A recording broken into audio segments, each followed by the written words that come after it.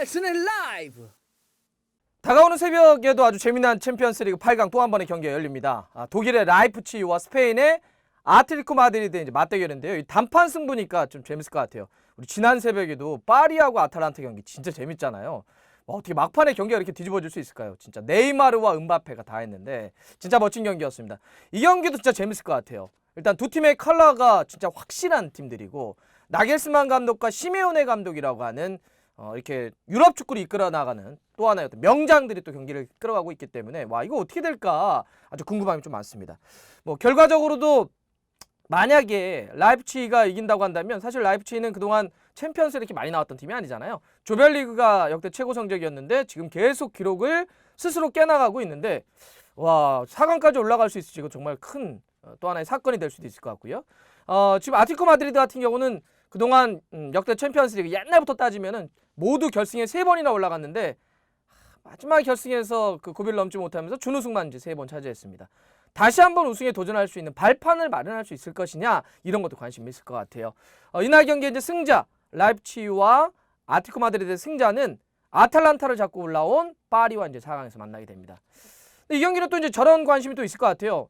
독일의 라이프치히는 황희찬 선수가 다음 시즌부터 가서 뛰기로 한 팀이기 때문에 그러면 이제 황희찬 선수가 어떤 모습을 보여줄 수 있을까 이 팀에서 라이프치히는 어떤 스타일일까 또 나겔스만 감독의 전술은 또 뭘까 그러면 주전 경쟁 구도는 또 어떻게 될까 황희찬 선수는 또 어느 위치에 뛸 수 있을까 이런 걸 약간 대충 가늠해 볼 수 있는 그런 경기가 되니까 놓치지 마십시오. 꼭 보셨으면 좋겠습니다.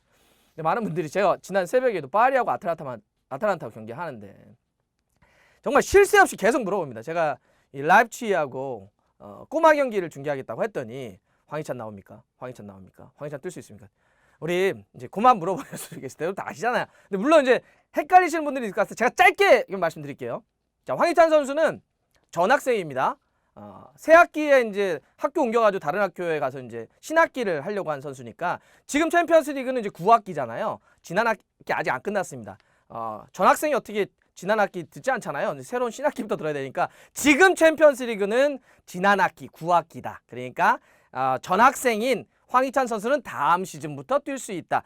이제는 더 이상 이제 그만 물어봐 주시고 그러니까 황희찬 선수는 이번에 뛸 수가 없습니다. 그래서 거기 보면 아주 친절하게 영문으로도 황희찬 선수는 등록 기간 문제 때문에 2020-2021 시즌부터 뛸 수 있다 이렇게 딱 표시가 되어 있고요.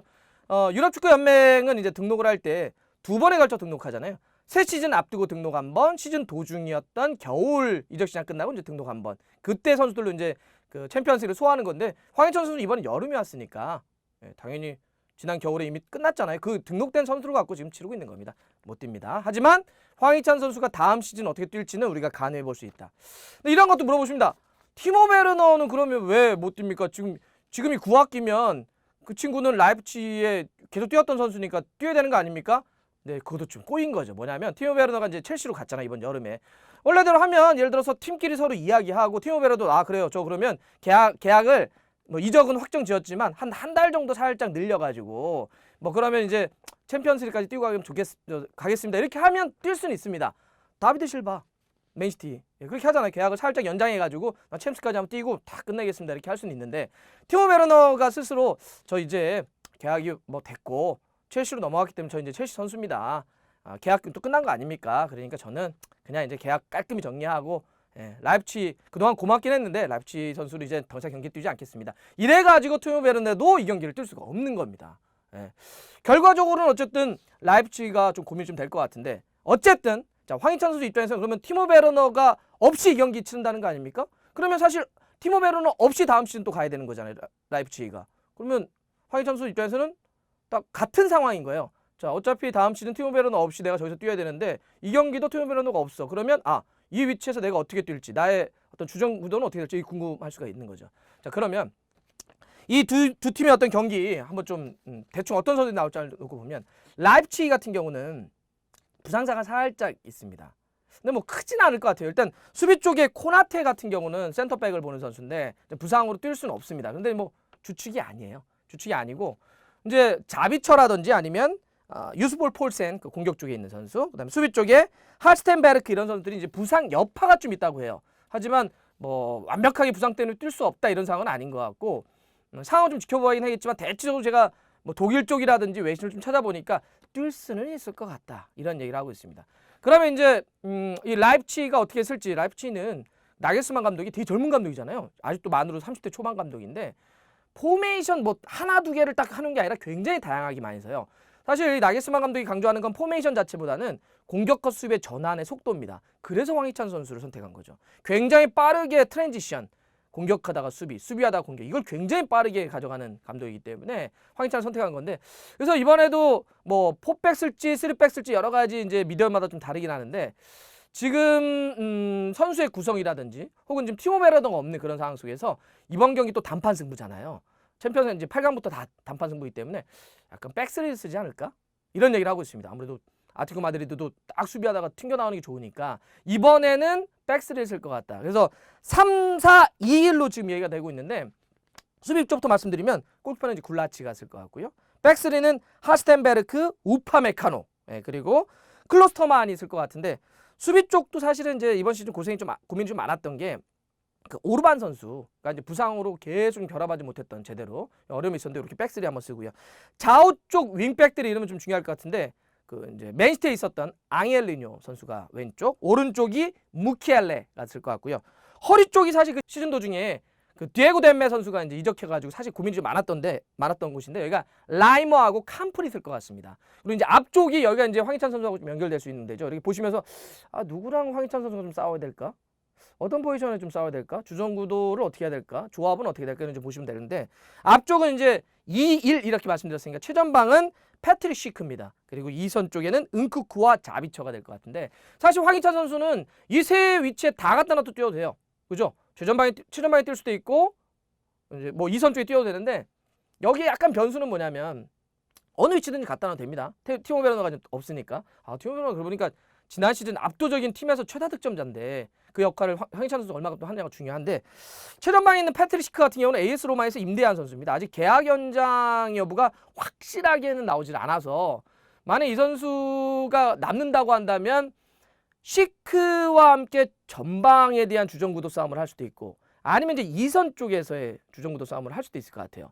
근데 황희찬 선수가 어쨌든 시크에 따라서 최전방에 갈 수도 있고, 아니면 만약에 그 전방이 약간 추가 영입이 될 수도 있거든요. 지금 이제 골키퍼 또 호셉 선수, 그 다음에 뭐 좌우 풀백 볼 수 있는 이 벤자민 헨리치 같은 선수들도 이제 임대를 해온 상태인데, 아직까지는 뭐 이 완전히 영입 작업이 끝난 것이 아니기 때문에 변화 좀 지켜보긴 해야 되겠지만, 보강 여부에 따라서 그렇게 앞쪽에 이제 변화들이 있을 수 있다는 거고요.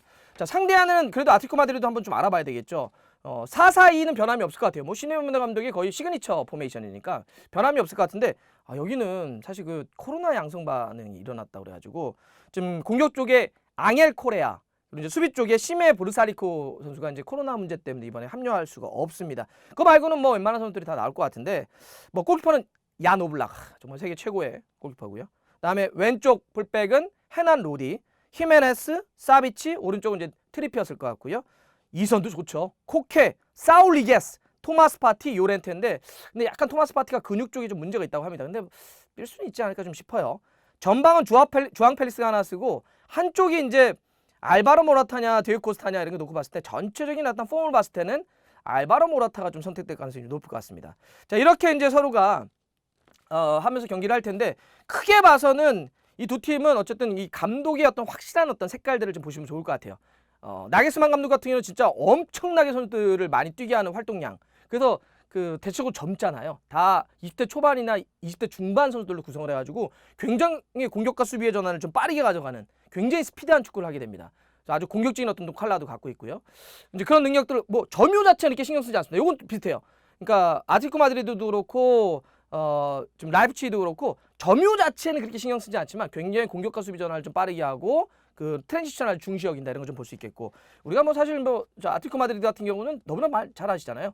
정말 숨 막히는 두 줄 수비 4-4-2를 바탕으로 해서 강하게 수비하다가 빵 튕겨나가는 거 아주 잘하는 그런 팀인데, 자, 이 경기가 좀 어떻게 흘러갈까요? 예, 이 두 팀이 어찌 보면 같은 것도 있고 다른 것도 다른 칼라를 갖고 있기도 하는데, 그래서 재밌을 것 같은데, 첫 번째 맞대결이어가지고 이런 게 또 어떻게 될까? 그러고 보니까 아틀란타하고 파리도 첫 번째 맞대결을 했었는데, 두 팀이 다 나란히 또 라이프치히는 토트넘 꺾고 올라왔고요. 16강에서. 또 아틀레티코 마드리드는 리버풀 꺾고 좀 8강에 올라왔는데, 야, 어디까지 올라갈 수 있을까요? 또 황희찬 선수는 누구랑 어느 위치에서 뛸 수 있을까요?